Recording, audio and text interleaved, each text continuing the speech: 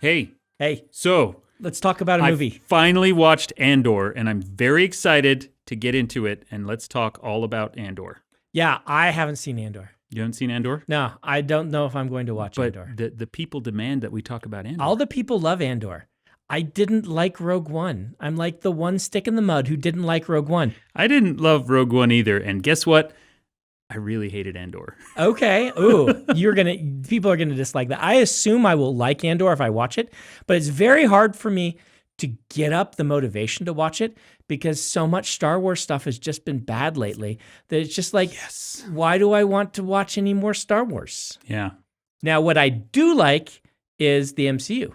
The MCU. Yes. As do I. Yep. So Love Thor, Love and Thunder. I haven't seen that. Well, that's We can't talk about it's Thor, by Love and Taika Thunder. Waititi. How did you not? I know, and I love everything he's done. How about She-Hulk? I loved She-Hulk, actually, which everyone hated. I hated Andor, and I loved She-Hulk. I'm absolutely broken. I watched one episode of She-Hulk, and I'm like, this is fine. But then I never got back to it. Yeah.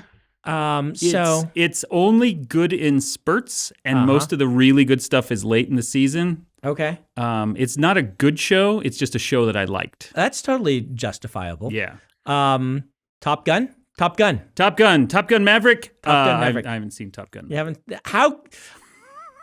I love the first Top Gun. Okay. And I'm excited to see the second Top Gun. You're the only person in the world who hasn't seen this well, movie. Here's the thing. I don't go to theaters. I own a theater. You can watch it in mine. I did have the chance to watch it on an airplane, but if there's one movie in the world I'm not going to watch on an airplane, it is Top Gun Maverick. So, yeah. Okay. Well, how about Wakanda Forever? Oh, yeah. Did you see that? No, I haven't seen that one. I'm looking forward to that one. Yeah. I got to wait. I'm excited. Yeah. But if only there was something thematically appropriate. that like a movie category genre that we could talk about. that is really timely. Timely. I can't think of Yeah. anything. Easter movies. Easter movies. That vast catalog. You know what we always have trouble with? New Year's movies.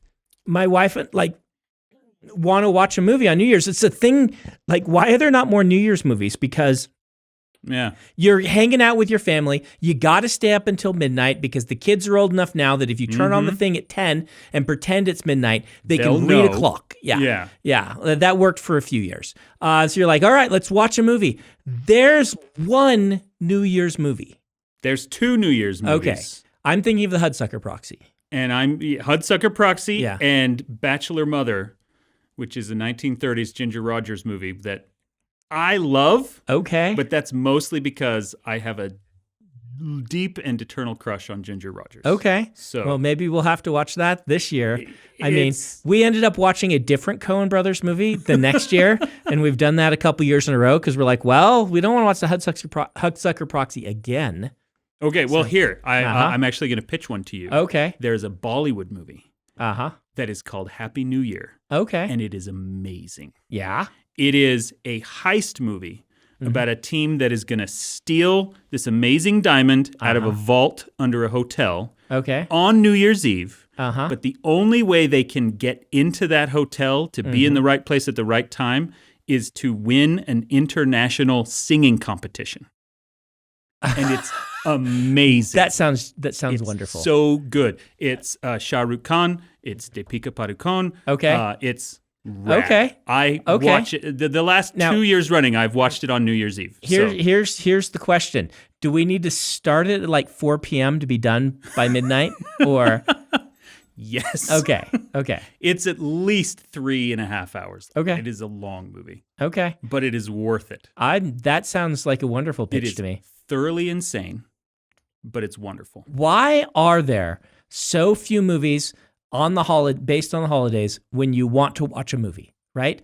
Like there are tons of movies for holidays when you don't want to watch a movie. There's lots of 4th of July themed and stuff like that, but you want to be outside. It's the summer.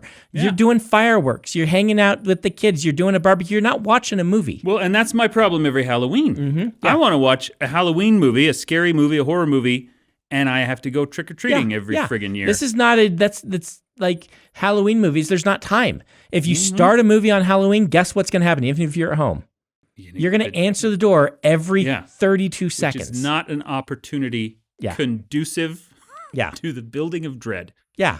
But that said, there should be Thanksgiving movies. Everyone is tired of family by the end of the meal on Thanksgiving. There's planes, trains, and automobiles, but that's pretty much the only one, Turkey right? Run. Yeah. Right. Or Chicken Run. That's not even a turkey movie. Run? That's a chicken movie. They should make a sequel. Yeah. Turkey Run. Turkey Run. Uh-huh. Okay. Yeah. Well, so this is a lesser known holiday. Okay. There's like 1 million Christmas movies. Oh, Christmas movies. Movies ever a part of your Christmas tradition in childhood? No, not really. Because it wasn't for me. Maybe. I seem to recall like Thanksgiving's bigger than Christmas, but there's still Christmas parades. Football, I want to say, that's more a Thanksgiving thing as well. So not really as much television. My wife, they would get up in the morning, unwrap presents, and then go see a movie. Oh, going Every out to Christmas movies, day. I have heard of. I've heard of people doing that as a thing. That is bonkers to me. Is it? I know a lot of people do it. Yeah, it's a common thing.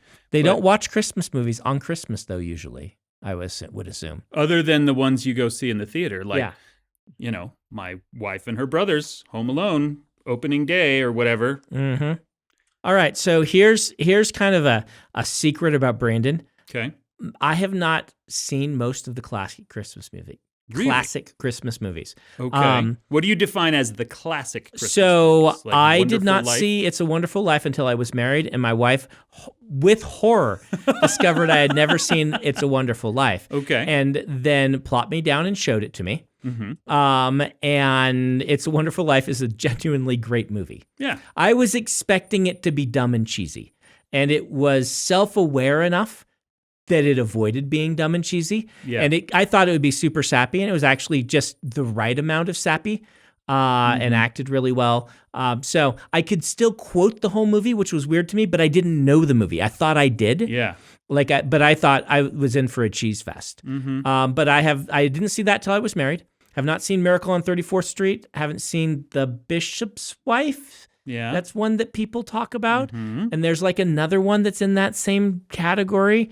I don't even know. All the early Christmas movies. The generation my wife is somehow from, despite being born the same year I was, right? Yeah. Well, I mean, one thing that is true about Christmas is that up until about 15 years ago, every aspect of how Americans celebrated Christmas was an attempt by boomers to recreate their childhoods.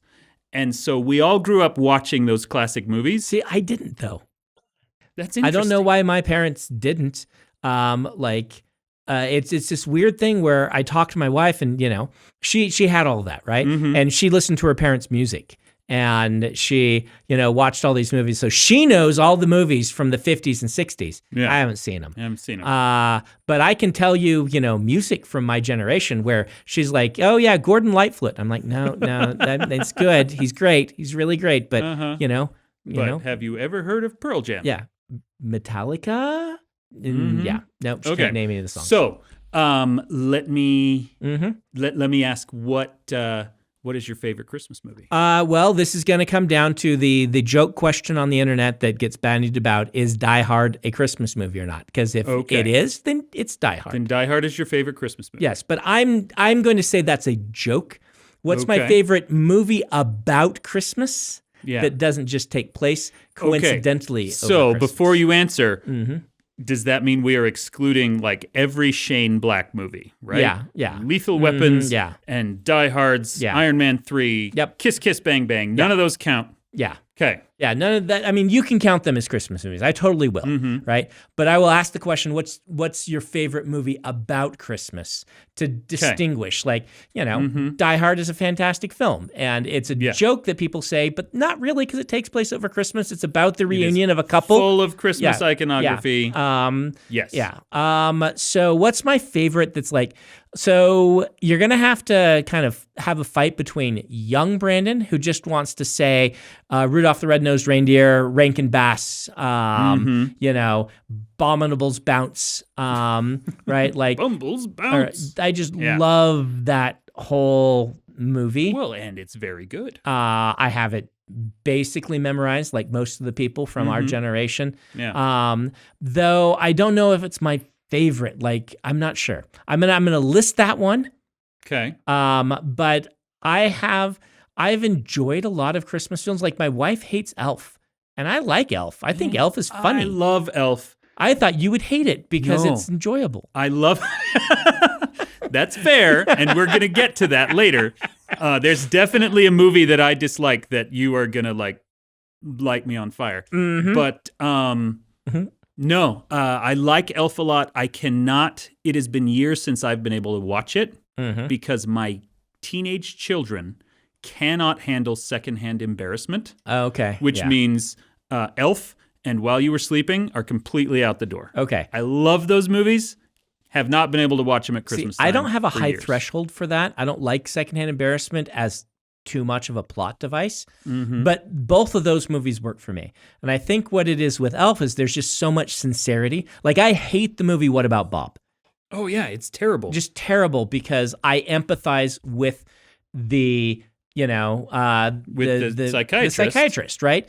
And I don't find the antics funny. I legitimately find Will Ferrell. I legitimately find him funny and charming as Elf. I like the fish out of water. Like, it's a fantasy thing, right? Take a person from a fantasy world, put them in our world. Oh, I'm supposed to be signing stuff. Oh, yeah. I forgot to sign stuff. Oh, that's why we do we're this so podcast. Excited. We've just lost hundreds of thousands of dollars. Not hundreds of thousands of dollars, but tens of thousands, perhaps. The reason that Elf works and What About Bob doesn't is what you're talking about. He is a good person that I want him to succeed, whereas Bill Murray and What About Bob, I just want him to go away. Yeah. And so, man, for those who don't know, the purpose of the podcast is to entertain me while I sign, because I have to sign 54,000 words of ratings. They added 4,000 on. And so here we go. So now we're back into this. Now we're back. Okay, so I guess maybe a better way of phrasing the question. Then what's your favorite Christmas movie? What is one or more movies that you are very excited about? Hey, it's finally December. I get to watch this with my family or whatever. I don't really do that. Really? No. I don't like to rewatch movies very much. I don't either, except there is absolutely a slate of Christmas movies that we watch together every single year. Do ya? Mm-hmm. I have not a single movie I watch every year, let alone every 5 years, I would say. Interesting. 5 years is about my threshold, though.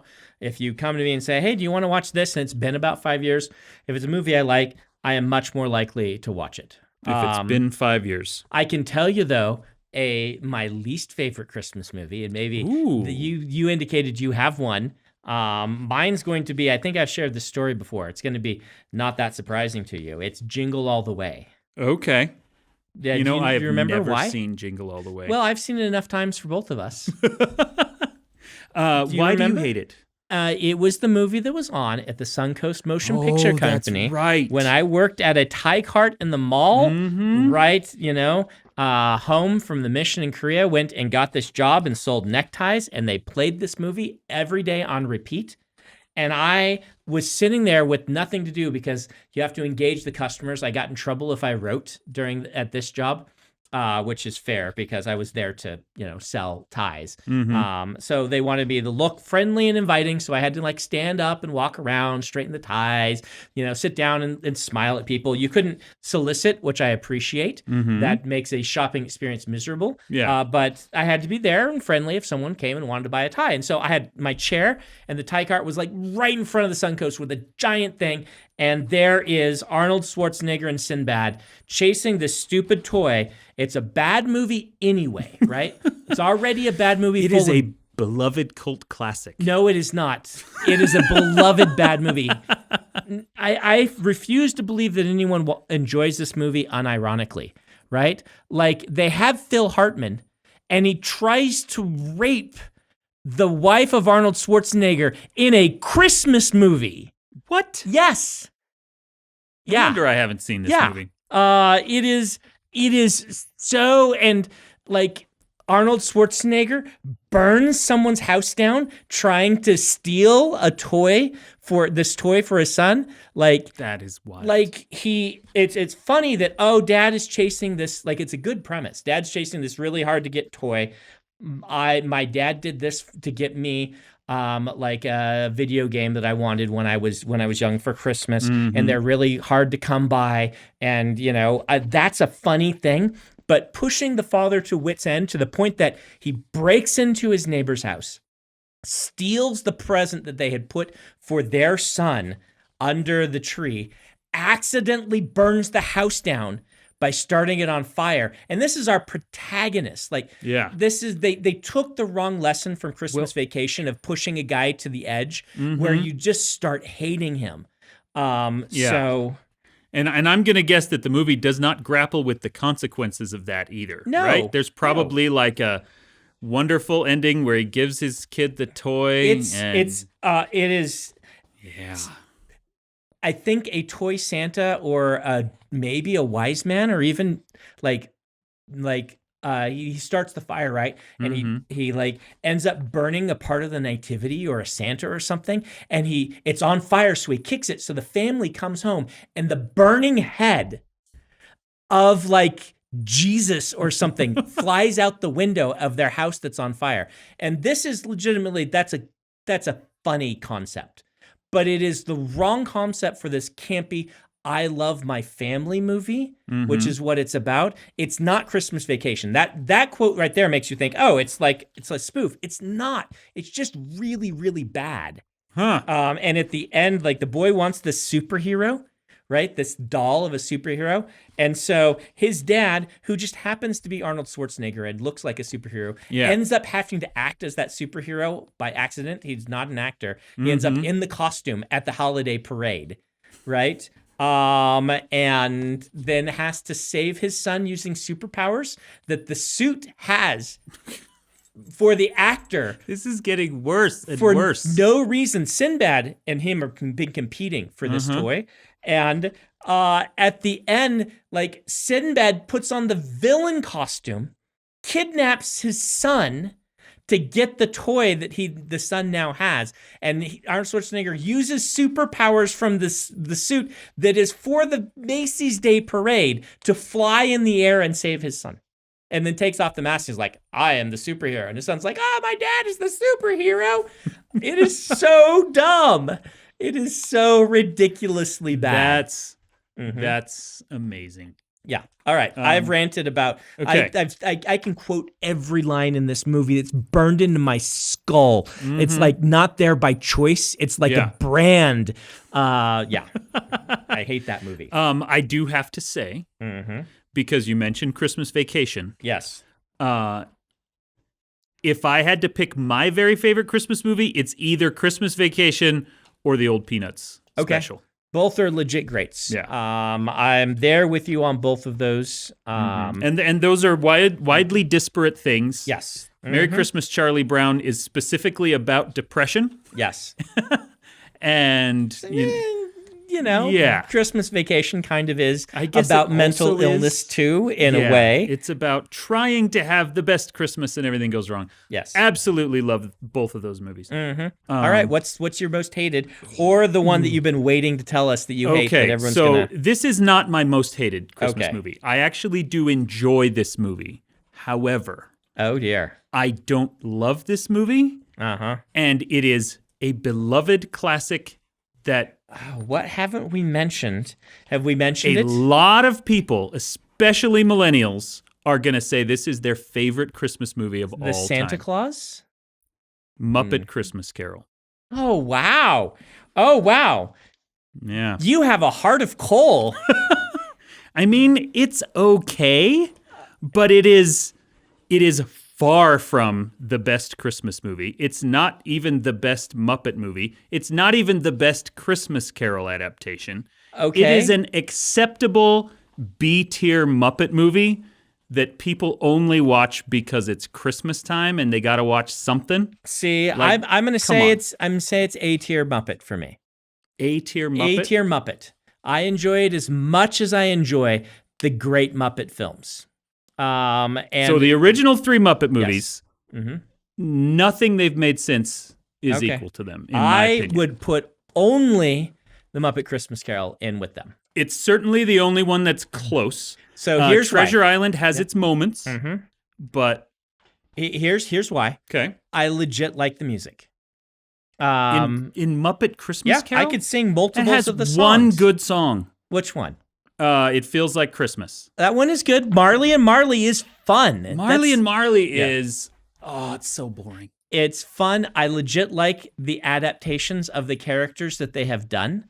Michael Caine is a really, really good Scrooge. Michael Caine is the best part of it. Yes. Hands down. He came in and he just played a straight Ebenezer Scrooge as if he weren't in a Muppet movie at all. Which is what you want. That's what makes it work. Yes. And absolutely. So that's legit good. Like, Kermit the Frog was built to be Bob Cratchit, right? Like... Yes, but I mean, it came out in 92. Henson had died very recently, and they hadn't figured out how to do Kermit right without him yet. Okay. And so for me, it's very hard to watch the movie and not hear, his voice is wrong. This isn't the real Kermit. Also, I know a big part of it is, it came out in 92. I was already well into my teenage years. I don't have the childhood nostalgia for Muppet Christmas Carol that a lot of other people do. For me, it's not a nostalgia thing because I didn't see it when it first came out. I saw it later on, but I still really enjoyed it and have enjoyed it every time.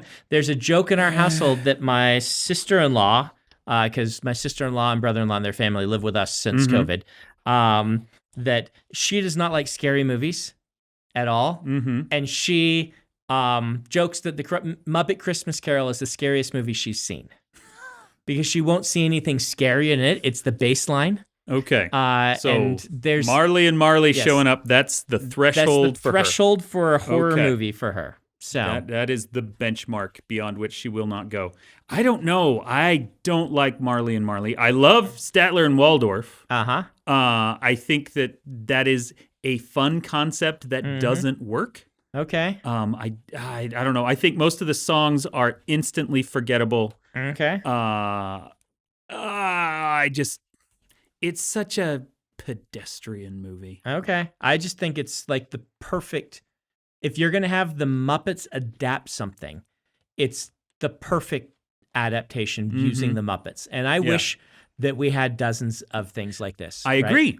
And the next one they did was Treasure Island, and I thought, oh, cool, we're going to see a bunch of Muppets adapting classic literature, and then they never did any more of them. Yep, and it's like the perfect way to use the Muppets. Where is my Muppets Les Miserables? Yeah, I don't know if I would pick Les Mis. Let's just say, I don't know if I would pick that. What would you pick? Classic literature, done by the Muppets. You get one human. Yeah, Star Wars. I guess that absolutely counts as classic literature at this point, huh? Right? Like, would that not be that would be cool. Wouldn't it be amazing? I'm thinking more of like books we're forced to read in high school. Like, I want to see Heart of Darkness by the Muppets. Scarlet Letter by the Muppets. Scarlet Letter. The Crucible? Yeah, let's pick The Crucible. The question with Scarlet Letter would be, do you have, what's her name? Hester Prynne? Is she the human? Or is that like Miss Piggy, and then the priest is the human? No, which one is going to be the human? If you're going this way, you got to have it's way more ridiculous that way. If you're picking the Scarlet Letter, you're not there doing the Scarlet Letter with the Muppets because you want the thing that's going to be the most emotionally impactful. You want the most wrong. I want a Scarlet Letter starring Anna Kendrick as Hester Prynne. Every other character is a Muppet, and it's a lighthearted musical. Hollywood, call me. We'll make this happen. They're hanging up right now. They're like running away. Yeah. They're like, wow. We watched the Rings of Power episode and thought maybe these guys actually know narrative, know how to tell stories and how to adapt things. The rest of our stuff, and they're like, "Oh no! If we gave them money, then the Rock would be baking." would be baking. That is a legit great idea, and they should make it. I honestly think they should make that. Yeah. I mean, how about a Count of Monte Cristo Muppets? That would be perfect. Great. That's a legit good idea. Good one. No, that's probably the perfect one to choose, right? Or Three Musketeers. Yeah. Oh, Man the Iron Mask, Timothy all of that stuff. Chalamet as D'Artagnan. Yeah. And then the actual Musketeers are just Kermit, Fozzie, and Gonzo. Yeah. See? Come on. This is what they should be doing. Like, we joke about the Scarlet Letter or, Apocalypse Now. Yeah. But there's genuinely great, like, old adventure stories. Mm-hmm. Yep. Lord of the Flies. With an actual pig. Miss Piggy's head. Kill Miss Piggy. Spill her blood. Well, we're going to hell.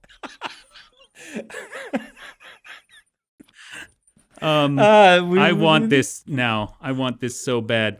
We set out to make a Christmas episode and make the people happy. And where have you taken us, Dan? Okay, let's get back to Christmas movies then. Okay. Do you have a favorite Christmas Carol adaptation? And is it The Muppets? I hope not. Probably gonna be. So I really legit liked the Hale Theaters one we saw. It was good. Yeah. Everything about it worked. They did a good job. Their Scrooge was great. Their Marley, I loved. He was really good. Yeah. And he was also played another part. He was the Undertaker, and he was anyway. Probably my favorite Christmas Carol experience was watching that one. Okay. And I have seen live performances done and didn't enjoy any of them as much as I enjoyed this one. So cool. What's my favorite? Name some others and let me say. Okay, so the one that many old people consider the best one is the old George C. Scott. Okay.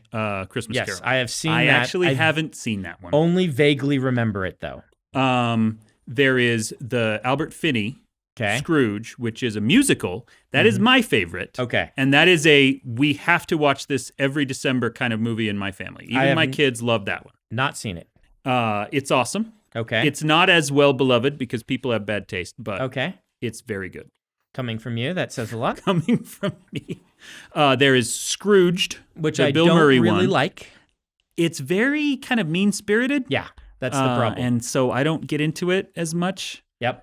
Yeah. You would think that Bill Murray would be perfect, but it just feels mean. Yeah. It feels mean and kind of against the spirit of the holiday. So don't like Scrooge that much. The only other one that I can think of as a key part of my Christmas is we used to watch this with my parents all the time, Mr. Magoo.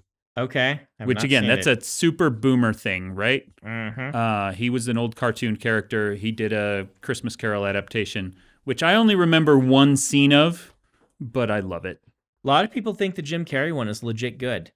Jim Carrey did a Christmas Carol? Yeah, he played all the characters. It was one of these, I think it's got to be Zemeckis, right? Because it was this Uncanny Valley era digital CGI. Whatever it's called, the rotoscope. Motion. Yeah, not rotoscope, but new rotoscope or whatever, which I didn't see it because a lot of people had bad things to say about the Christmas Train one, the Polar Express. Polar Express, just the CG wasn't there yet. And then they said the same sort of thing about the Beowulf movie, which I know is his. I don't know if this one's actually Zemeckis or not, but a lot of people online are like, this is where he actually got it to work, and it's Jim Carrey at that sounds cool. A role for Jim Carrey that works, and he can play all the parts because then they just CG over it, and Yeah, okay. I did not know that existed. I am intrigued. All right, so you're going to be horrified, but I think of all the adaptations that I've seen on screen, it is the Muppet Christmas Carol. Support me in the comments. You don't even need to ask. As soon as I said I only kind of like it, I've already been pilloried. We haven't even aired this episode yet, and somewhere on Reddit, There's people are hate mail. already chewing me out for it. Yeah. I mean, all right, whatever. All right, what is your least favorite thing? You said this is this is the biggest gap between your enjoyment of something and everyone else's. Is there one that you legit the one that I actively dislike is probably just gonna be Scrooged. Okay. Just I know a lot of people love it. I love Bill Murray in general. Scrooged doesn't work for me. Yeah. Which is too bad. I would like to like it. I like everyone who's in it. But that's not one that I watch. But one thing that we do watch that has been for 10 or more years, my family's inaugural, it is time to start watching Christmas movies. Let's celebrate the start of the Christmas season. The Mr. Bean Christmas episode. I haven't seen it, but that sounds delightful. It's about 22 minutes long. What does Mr. Bean do? What shenanigans? Oh, just everything he does is wonderful. I mean, it's as Mr. Bean episodes are. It's just a series of set pieces. Most of which are sight gags. Why? It's great. Why do we not have another show from him after Blackadder and Mr. Bean? Where did Rowan Atkinson go? He tried a lot of what he did after was Mr. Bean stuff. There was a Mr. Bean cartoon that ran in the UK forever. Okay. There's been several Mr. Bean movies. I saw the first one, and I was a little disappointed because it was all gags I'd seen in other Mr. Bean episodes, and it just didn't come together for that reason. They don't work as well. Mr. Bean doesn't seem to work as long form, right? Yeah. By the end of your 22 minutes, you're like, I'm done with Mr. Bean, but that was hilarious. Even watching 2 Mr. Bean episodes in a row, you're like, I'm starting to really hate this guy. Yeah. One Mr. Bean episode is fantastic. Yes. But you can't watch them. You can't binge watch Mr. Bean. Blackadder died because everyone just got too famous. Is that what it was? I mean, it's Hugh Laurie, Stephen Fry. Yep. Just those two alone, they couldn't even afford to make another season after Blackadder goes forth. So, I mean, they were running out of time periods. Not running, they could. But but assuming that everyone continued to jump forward in time, they could have gone into the 60s or something. That could have been fun. But but oh well. That's a little off topic, but but important to discuss. All right. So, man. One more. Okay. One more. Key Christmas movie that my family loves, and this is probably the other classic one you were trying to think of earlier and couldn't. White Christmas. That's it. That's Bing the Crosby, one. Danny Kaye. That's the one that I have not seen. Yeah. Love that movie. Absolutely love it. They tell me that's the one because they were bringing it up. They said, "Is that the one that's super cheesy?" It is. Legit. My wife was like, "All right, there's one I'm going to show you, but you can make fun of this one." Because you can't really make fun of It's a Wonderful Life. It makes enough fun of itself that it's not a sit there and laugh at it film. Yeah. And I kind of had hoped it was. But it wasn't. No, it ends up being legitimately great. I think you can mock Miracle on 34th Street, which is very self-serious in a way that the other ones are not. Okay. But that might be blasphemous. Is that's the one parents. I should watch if I want to make if you fun want of to mock a movie as it goes? I mean, yes, it's a very. I don't want to say that it's pretentious, but it does take itself very seriously. Have you seen The Christmas Tree? The Christmas Tree? The Christmas Tree.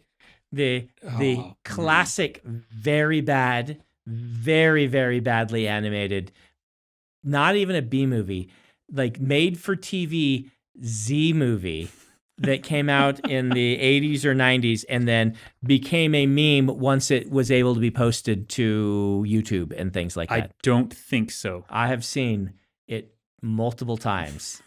This is how I roll, right? I haven't seen The Santa Claus but once. I haven't seen most of these movies. I've seen It's a Wonderful Life one time. Yeah. But I have seen the Christmas Tree multiple times.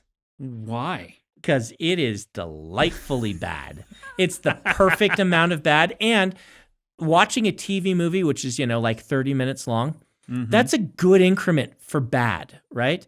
Like that's enough time for them to continually make more and more baffling decisions in their filmmaking and not run out of ways to be bad. Now, granted, Cats managed to maintain the full 2 hours of being bad in new and interesting ways. Yeah. Or 90 minutes or whatever Cats was. And so thumbs up there. But even Troll 2 starts to wear out its welcome just a little bit by the end of it. And so 30 minutes-esque or 22 probably is whatever it is. Or maybe it's 44 and it was an hour long. But whatever it is, it's highly recommended. The Christmas tree. The Christmas tree. Okay. We're gonna be watching bad movies more in the future. You can only get it on YouTube. So you get that 480 resolution or whatever, but that just enhances the experience of the Christmas tree. Okay. I'll give you a little preview. Santa Claus unironically murders somebody. Really? Yes. The villain. Yes. Yep. It's not. It's meant to be a dramatic, Disney at the end of a Disney where the villain dies moment. But it's Santa Claus. But Santa Claus ganks him, huh? Her, the evil orphanage lady, the lady who runs the orphanage, Mrs. Mavilda. Okay. I believe is her name, or Mamil. The kids all have lisps, and so it's hard to remember how it's supposed to be pronounced.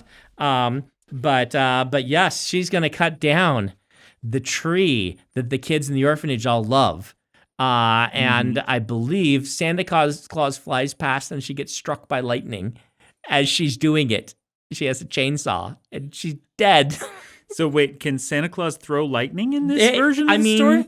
If you think about it, the distance between Santa Claus and Thor, is really slight. As a Germanic / Nordic character, it makes a lot of sense. Yeah. Flying through the sky, reindeer aren't that different from goats, right? And Santa Claus hurling some big burly guy with the beard.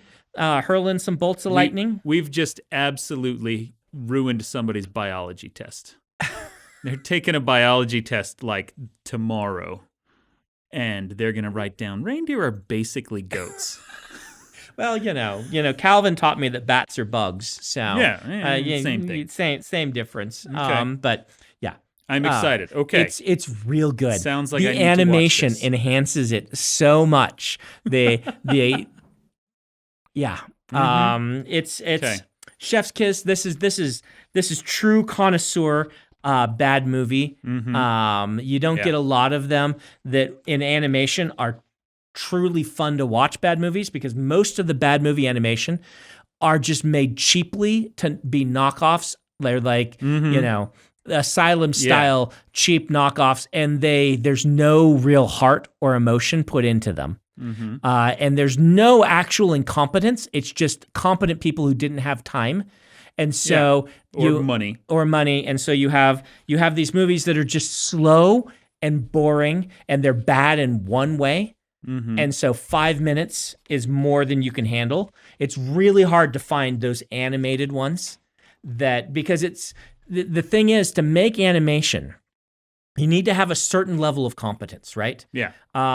It's why there are